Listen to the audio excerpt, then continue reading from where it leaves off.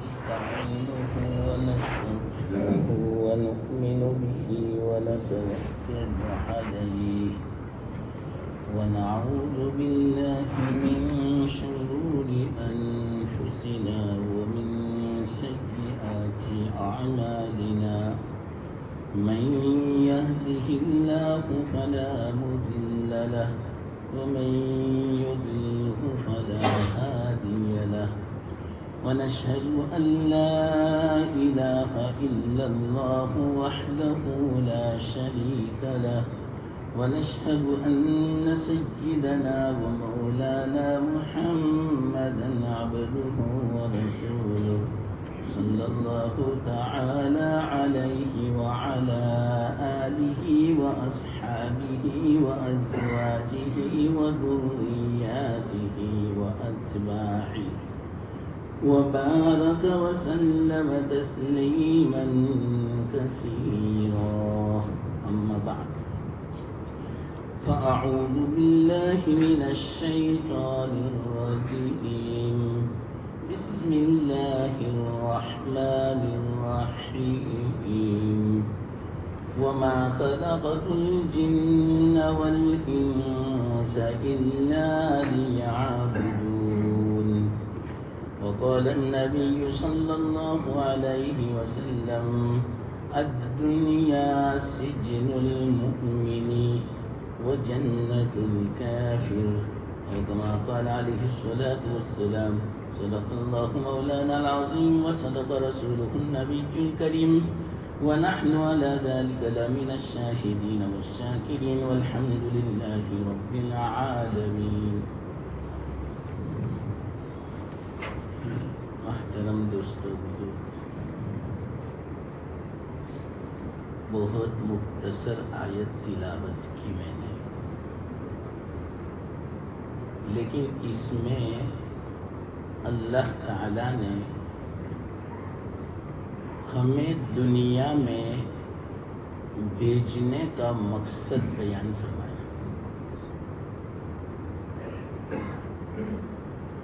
انسان کا مقصد کیا ہے اور انسان ہی کے لیے ساری کائنات بنائی گئی. تو خلاصہ یہ نکلا ساری کائنات اس کا مقصد کیا ہے، کیوں، کیسے یہ نتیجہ نکلتا ہے؟ منطقی ہے نتیجہ. انسان عبادت کے لیے، کائنات انسان کے لیے. تو خلاصہ یہ نکلا کہ کائنات عبادت کے لیے. منطقی بات ہے. خیر، اس کو میں سمجھاتا ہوں.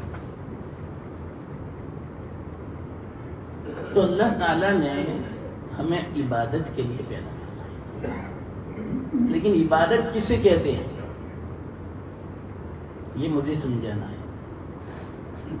ہم صرف اس کو سمجھتے ہیں عبادت جو شعائر ہیں، خاص مشہور اسلامی باتیں، احکام، نماز، روزہ، زکوٰۃ، حج. ہاں، یہ بھی عبادت ہے، لیکن صرف یہ عبادت نہیں ہے. عبادت کا مفہوم بہت وسیع ہے، اتنا وسیع ہے محترم دوستو بزرگوں، آپ نہیں مانو گے. اس کو ایک جگہ میرے پاس وقت تھا، اس لیے اس عبادت کو سمجھایا، 20 مجلس میں سمجھایا، ایک گھنٹے کی. پھر بھی عبادت کا مفہوم پورا نہیں ہوا. تو آدھے گھنٹے میں کیا سمجھاؤں؟ عبادت کسے کہتے ہیں مختصر میں آپ کو سمجھا دوں. میں نے اس کے بعد دوسرے حدیث کا ٹکڑا تلاوت کیا، الدنیا سجن المؤمن. اس کے اندر اشارہ ہے عبادت کا. کہ دنیا مومنین کے لیے قید خانہ ہے اور کافر کے لیے جنت ہے. چاہے کافر یہاں مصیبت میں ہو، تنگدست ہو، فقیر ہو، رہنے کا مکان بھی نہ ہو، کھانے کا کوئی سامان بھی نہ ہو، ایک پیسہ بھی نہ ہو، پھر بھی کافر کے لیے دنیا جنت ہے. اور مومن پوری دنیا کا بادشاہ بن جاوے، ساری نعمتیں مومن کے پاس سمٹ کر آ جاوے، پھر بھی مومن قید خانے میں، جیل میں ہے. پوری دنیا کا بادشاہ ہے. کیوں؟ میرے آقا کا فرمان ہے صلی اللہ علیہ وسلم، کوئی شک نہیں اس میں. تو اس کی کوئی وجہ ہوگی. وہ جو وجہ ہے وہی عبادت کا معنی ہے. کیا وجہ بیان فرمائی محدثین نے اس حدیث کے ماتحت میں؟ کہ مومن کے لیے دنیا قید خانہ ہے. کیا وجہ؟ جیل میں کیا ہوتا ہے، قید خانے میں کیا ہوتا ہے؟ آدمی پابند ہوتا ہے، بس اتنا لفظ یاد رکھو. آزاد نہیں ہوتا. چہار دیواری جو جیل کی ہے اسی میں پابند، اور وہاں جو اصول ہیں رہنے کے اسی کا پابند. آپ جو چاہیں گے کھا نہیں سکتے، آپ جب چاہیں سو نہیں سکتے، آپ جس طرح چاہیں باتیں نہیں کر سکتے، جب چاہیں کہیں جانا چاہیں جا نہیں سکتے. یہ ہے پابندی جیل خانے کی. تو اسی سے عبادت کا معنی سمجھ میں آ گیا. اب آپ ہی بتاؤ، جیل خانے میں کافی سہولت ہو، آپ کو ایسا روم دیا گیا ایئر کنڈیشن والا، صوفہ والا، بہترین فرش والا، بہترین کھانا دیا گیا، صحیح میں کہتا ہوں آپ کو پھر بھی چین نہیں پڑے گا. آپ کو چین کب ملے گا؟ جبکہ جیل خانے سے آپ کو آزاد کیا جا رہا ہے. چاہے گھر میں دال روٹی کھاؤ گے، اس میں جو سکون ہے وہ سکون جیل کی بریانی میں نہیں ہے. گھر کی چٹائی کے اوپر سونے میں جو لطف ہے وہ جیل کے بہترین بستر پر وہ مزہ اور لطف نہیں ہے. کیوں؟ جیل میں پابندی ہے، آزادی نہیں ہے. اور جیل کے باہر آزاد ہے. یاد رکھنا، اسی طرح مومن اس کے لیے دنیا جیل ہے، قید خانہ ہے. اب سمجھو کیا مطلب، میں نے سمجھا دیا. جیل میں پابندی، ہم جس طرح چاہیں جیل میں رہ نہیں سکتے. دوسری الفاظ میں، آسان الفاظ میں کہوں، من چاہی زندگی نہیں گزار سکتے جیل میں. یاد رکھنا. تو اسی طرح مومن دنیا میں جیل خانے میں ہے. تب خلاصہ کیا؟ دنیا میں مومن من چاہی زندگی نہیں گزار سکتا. اللہ نے اس دنیا کو جیل بنائی ہے مومن کے لیے. کہا تم جیل میں رہو پابند. جب جیل سے تم آزاد ہوں گے تو پھر بعد میں کیسی زندگی گزارنا؟ اب من چاہیے نہیں، تم جس طرح چاہتے ہو اس طرح گزارنا. ہم کیا چاہتے ہیں بتاؤ؟ میرا نفس یوں چاہتا ہے کہ صرف معاف فرمانا صاحب مجھے کہنا پڑے گا، مجھے شرم نہیں آئے گی. کیوں؟ کلام مجید میں، قرآن میں ہے، حدیث میں ہے، جس عورت کا جی چاہے گا، دل چاہتا ہے کہ صرف ایک بیوی نہ ہو، جس عورت کا دل چاہے اس سے میں اپنی خواہش پوری کروں. یہ ہے من چاہیے. کل قیامت کے دن ایسا ہی ہوگا، صرف ایک بیوی نہیں، 70 تو اللہ دے گا، اور جتنی تم چاہو گے، جو چاہو گے تم. باقاعدہ جنت میں ایک بازار لگے گا صورتوں کا، صورتوں کا بازار.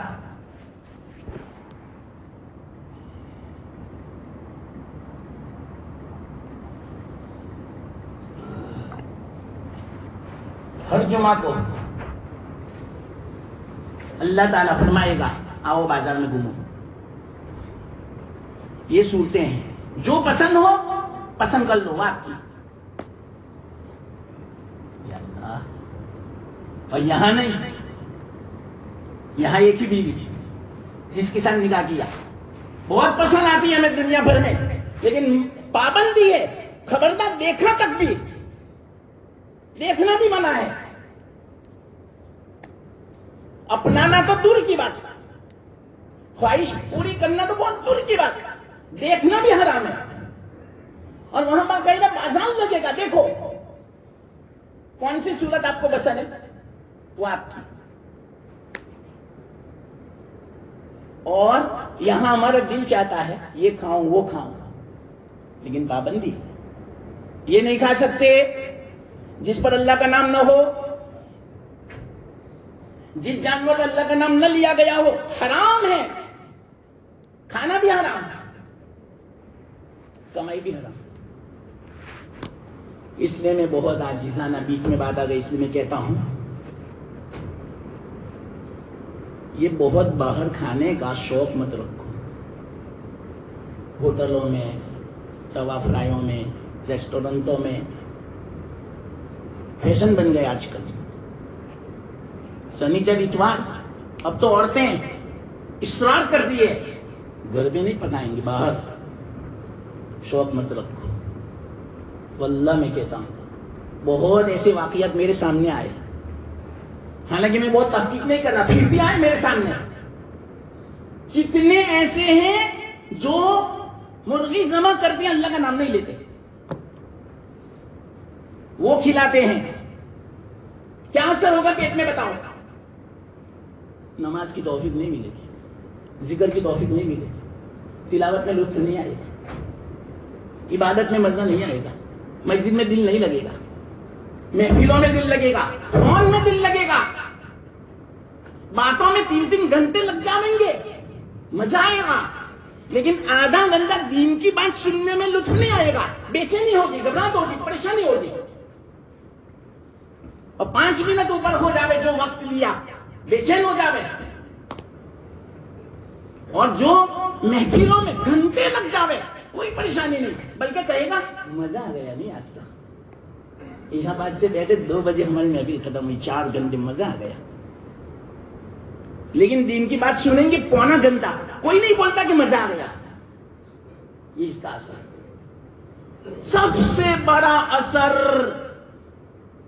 دل پہ جو پڑتا ہے، سن لینا، جو توفیق نہیں ملتی نیک اعمال کی، دل نہیں لگتا تلاوت میں، ذکر میں، مسجد میں، سب سے بڑی وجہ کھانا. کھانا دیکھ لیا کرو، اندھا دن کسی بھی کھانے پر گرو مت. بہت بہترین ٹیسٹی ہے، ارے پوچھو کیسا کھانا ہے، پکانے والے نے نماز بھی پڑھی یا نہیں؟ کون نماز پڑھتا ہے بتاؤ تو؟ توا فرائی میں اور ریسٹورینٹ میں اثر سے شروع ہو جاتا ہے، نہیں مغرب نہیں عشاء، کھانے والے بھی نماز نہیں، پکانے والے بھی نماز نہیں. کیا اثر آئے گا اس کھانے میں؟ کتنی ظلمت ہوگی، تو دل بھی کالا ہو جائے گا. اور معلوم نہیں اگر جو بسم اللہ نہیں پڑھی تو تو حرام کھایا حرام. 40 دن تک نماز قبول نہیں, دعا قبول نہیں. اللہ کے رسول صلی اللہ علیہ وسلم فرمایا, حضرت سعد نے فرمایا یا رسول اللہ صلی اللہ علیہ وسلم میرے لیے دعا فرما دو نا, میں مستجاب الدعوت بن جاؤں. جب میں ہاتھ اٹھاؤں اللہ قبول فرما لے. اللہ کے رسول نے فرمایا ایسا نہیں کہا کہ چلو اللہ ان کو بنا دو, نہ, ان پر بھی کام تھوپا, سپرد کیا ان کو.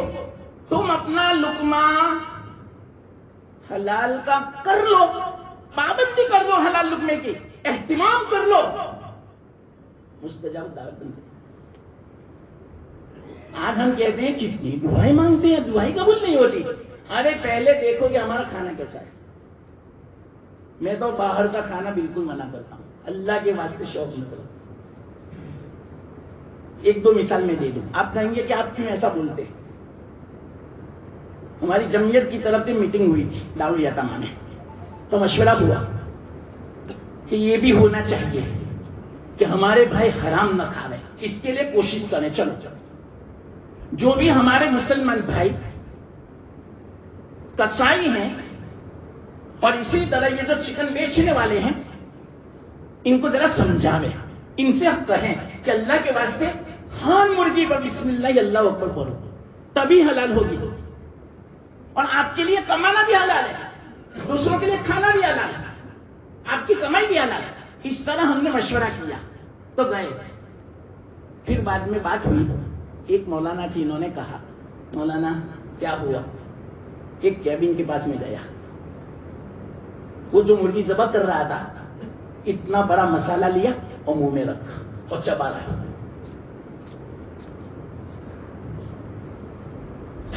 ہے اور مرغی کو. مولانا نے کہا بھائی آپ مسلمان ہو, چکن ذبح کر رہے ہو, آپ کو پتا بھی ہے کس طرح کرنے کی, بسم اللہ اللہ. تو ہنسا وہ چکن والا کہ میں تو صبح میں بول دیتا ہوں, پورا دن چلتا ہے وہ بسم اللہ. مسلمان نے کہا یہی بلوچ کی بات کرتا ہوں, یا اللہ وہی ہم کھاتے ہیں شوق سے توا فرائی میں, نام بدل دیتے ہیں. ارے گھر پہ کھاؤ اللہ کے واسطے, اور جب بھی آپ کو گھر پہ بھی کھانا ہو خود جاؤ, تھوڑا وقت نکالو, دکان پہ جانے کا اپنے سامنے ذبح کراؤ, کس کے بغیر مت لو تیار. میں تو بھروسہ نہیں کرتا, میں صحیح کہتا ہوں. اس بات میں بہت شکیلا ہوں اور ہونا بھی چاہیے. کیوں ایسے واقعات سامنے آ گئے. اللہ کے واسطے کھانا حلال رکھو. میں تو دعویٰ نہیں کرتا, اکثر ایسے ہیں جن کے حلق سے لقمہ نکل جو اندر جاتا ہے حرام کا جاتا ہے. اچھے اچھے گھرانوں کی میں بات کرتا ہوں, کوئی تحقیق ہی نہیں کرتے, نہیں نماز کی فکر نہیں کچھ. خیر یہ تو بیچ میں ایک بات آئی ضمن, اور ایک اور بات بھی کہہ دوں میں ضمن. آپ کہیں گے چکن کا مسئلہ ہے, بکروں کا مسئلہ تھوڑی ہے, تو یہ بات بھی میں کہہ دوں, یہاں بلوچ کی بات ہے, نام نہیں لوں گا. ایک مسجد کے امام تھے, انہوں نے کہا مجھے کہ مولانا ایک مسجد تھی, مسجد کی کھڑکی میں سے بارہ نظر آ رہا تھا جس میں بکرے تھے. صبح فجر کو میں گیا, جلدی گیا میں, ایک بکرا مر گیا تھا, مرا ہوا تھا. فوراً وہ مالک آیا, اس کو ذبح کر دیا, مرا ہوا, آنکھوں دیکھی واقعہ,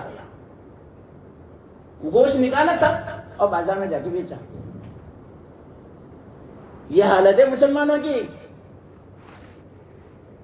خود نے تو حرام کھایا, کمایا, اور جس نے بھی خریدا ہوگا حرام کھایا, اگر سے پتہ نہ چلے. یاد رکھنا, اس کے لیے علم کا ہونا ضروری نہیں کہ میں تو مجھے کیا پتا, وہ ذمہ دار ہے, ہوٹل والے, چکن والے, گوشت والے, نہ تم بھی ذمہ دار ہو. اس پر میں مختصر واقعہ سناؤں. جس وقت حجاج بن یوسف والی بنا, حاکم بنا, ان کے جو چیلے چپاٹے تھے. انہوں نے کہا حاکم صاحب بادشاہ سلامت، یہاں کوفہ میں 3 آدمی مستجاب الدعوات ہیں، اللہ والے. اگر آپ کا رویہ دیکھا لوگوں کے ساتھ ظلم کا، وہ جو بد دعا کی فوراً قبول، آپ ہلاک ہو جاؤ گے، 1 دن میں ہلاک ہو جاؤ گے. حجاج نے کہا اچھا یہ بات ہے، کوئی حرج نہیں. حاکم بن گیا. تینوں کو کہا خادم بھیجے، میری خوشی میں آج آپ کی دعوت میرے گھر کی.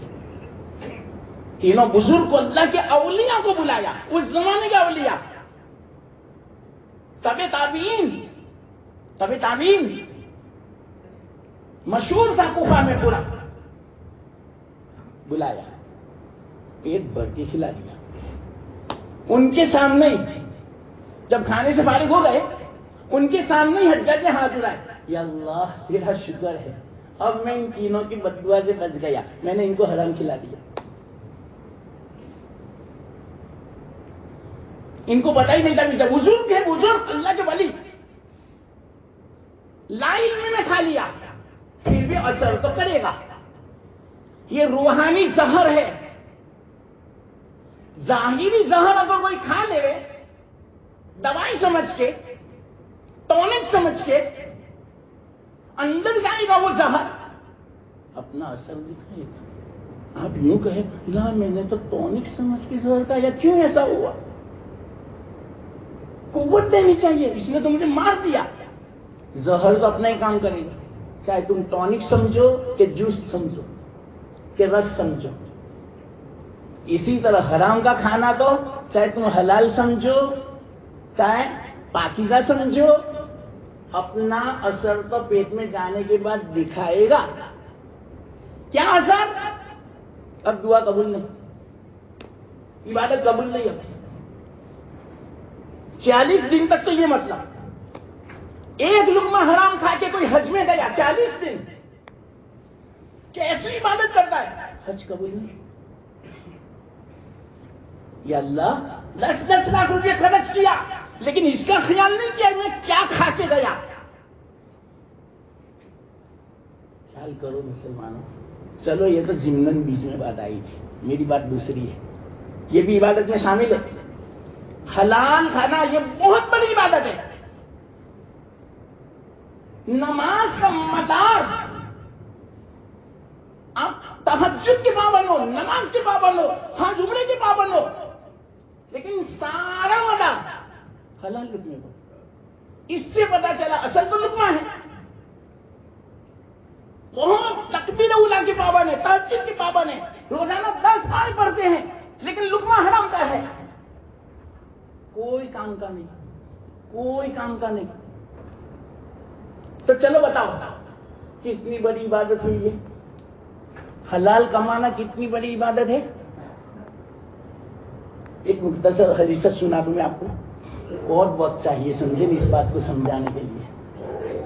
پورا سال چاہیے انشاءاللہ، پورے سال کی جمعہ چاہیے، تب جا کے میں عبادت سمجھا سکتا ہوں، ورنہ بہت مشکل ہے.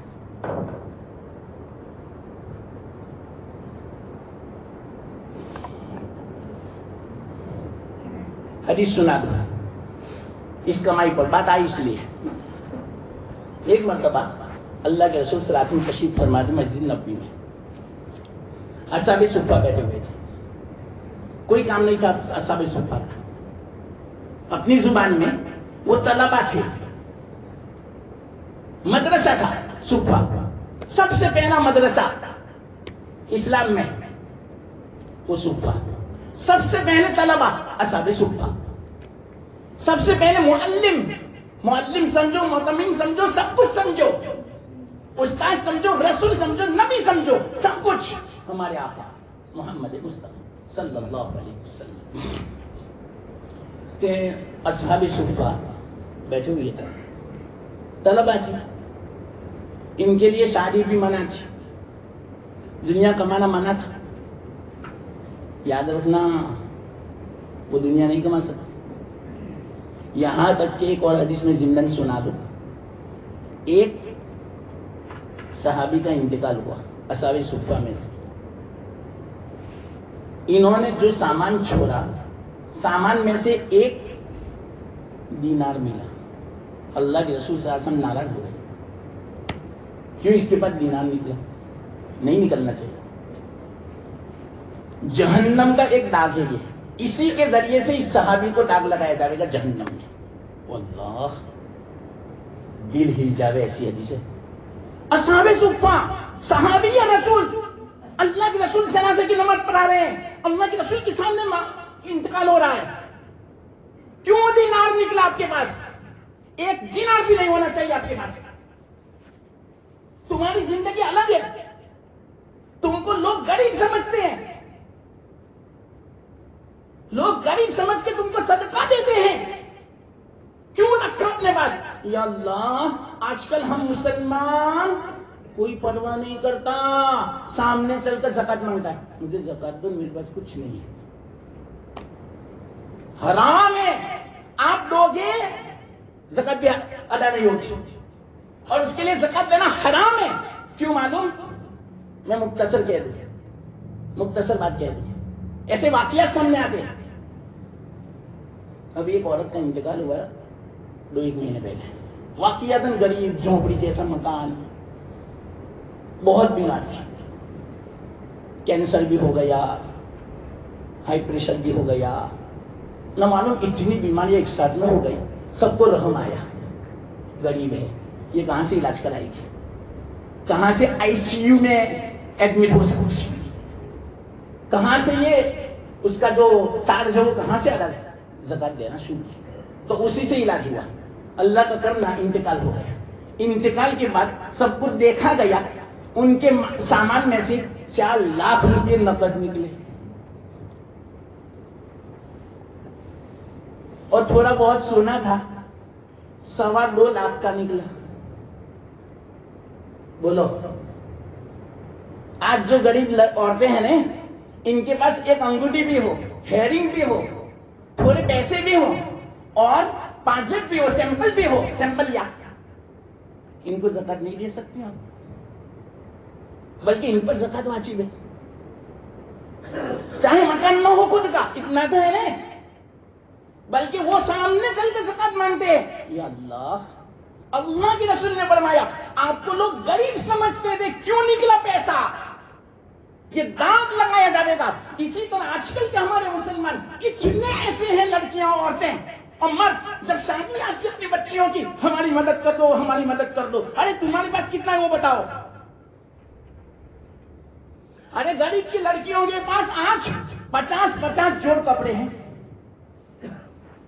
پوچھا ایک مرتبہ, یہ سب باتیں سامنے آتی ہے کہ میں آپ کو کپڑے سیل کتنے ہیں, کہ صرف 60 جوڑ ہیں, 60 اور وہ بھی کہتے ہیں خالی 60 جوڑ سے بس, خالی اور جوڑ کر بننا ہے. یا اللہ, ارے 60 جوڑ کے پیسے کتنے ہوئے بتاؤ؟ 1,000 بھی گنے, 60,000 ہوا. اور ضرورت سے زائد ہے, ضرورت کے صرف 3 جوڑ ہیں, یاد رکھنا مسئلہ ہے. ضرورت سے زائد ہو, آپ ان کو صدقہ نہیں دے سکتے, زکات نہیں دے سکتے. اور کہ ابھی وہ کان کا, ہاتھ کا نہیں بنایا, اس کا بھی تھوڑا انتظام کر دینا. حرام ہے مسلمانوں, تحقیق کر لیا کرو, زکات ادا نہیں ہوتی. اور ان کے لیے تو ہے ہی, ان کو تو کوئی خوف ہی نہیں ہے, جو کچھ ہوگا پھوڑ لیں گے, ایسا بولتے ہیں ہمارے مسلمان. یہ میں سب یہ لفظ کیوں بولا پھوڑ لیں گے, یہ مسلمان کی زبان سے نکلا ہوا ہے. بہت اچھا گاؤں ہے, دیندار گھرانہ, دیندار گاؤں سمجھا جاتا ہے. میں نام نہیں لیتا, آپ سمجھ جاؤ گے.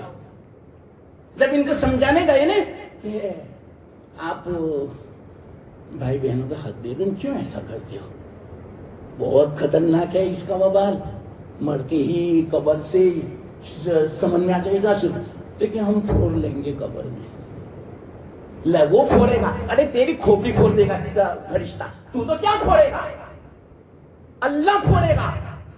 اتنے بے باک ہو چکے ہیں مسلمان مال کی محبت میں. دنیا کی محبت میں. بہت افسوس ہے، وقت ہو گئی. 1 منٹ. ہماری بات دوسری چل پڑی، اگرچہ عبادت ہی کے مفہوم میں ہے. میں نے کہا نا یہ تو بہت ضروری ہے، عبادت کا مدار ہی اس پر ہے سب. تو اللہ تعالیٰ نے ہمیں دنیا میں بھیجا ہے، دنیا قید خانہ ہے، ہم پابند ہیں. دیکھو 3 لفظ ہے، یاد رکھنا. ایک ملازم ہوتا ہے، اس سے اوپر ذمہ داری والا غلام ہوتا ہے، غلام سے بھی اوپر ذمہ داری والا عبد ہوتا ہے. عبد وہ ایک تو میں خادم کہتا ہوں، ایک ملازم کہتا ہوں، ایک غلام دنیا کا، اور ایک تیسرا ہوتا ہے عبد. تو ہم کون ہیں معلوم؟ نہ ملازم ہیں نہ غلام ہیں، عبد ہیں.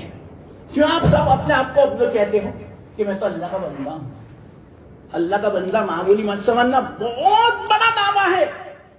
میں اللہ کا بندہ، بندے کا مطلب کیا؟ میں پابند ہوں اللہ کے حکم کا. عبد کا معنی چلنے کا پابند، کہ اس طرح چلنے کا، تکبر سے نہیں، کسی کو تکلیف نہ پہنچے اس طرح نہیں، اونچی نظر سے نہیں، بد نظری کے ساتھ نہیں.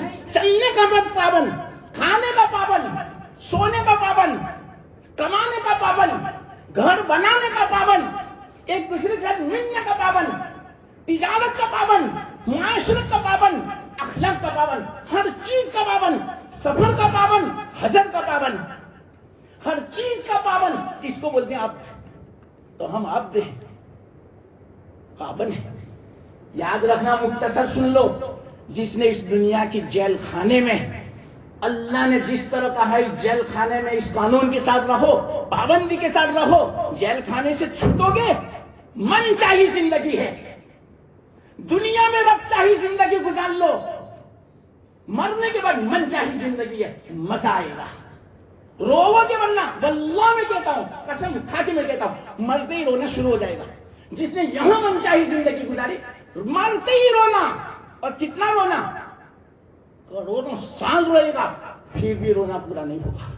یہاں چند سال بس پابندی کر، چند سال. اللہ توفیق دے. اللہ نے جو کہنے کی توفیق دی قبول بھی فرمائے. مجھے آپ کو سب کو عمل کی توفیق دے. میں ابھی نہیں سمجھا سکا عبادت. وآخر دعوانا الحمدللہ.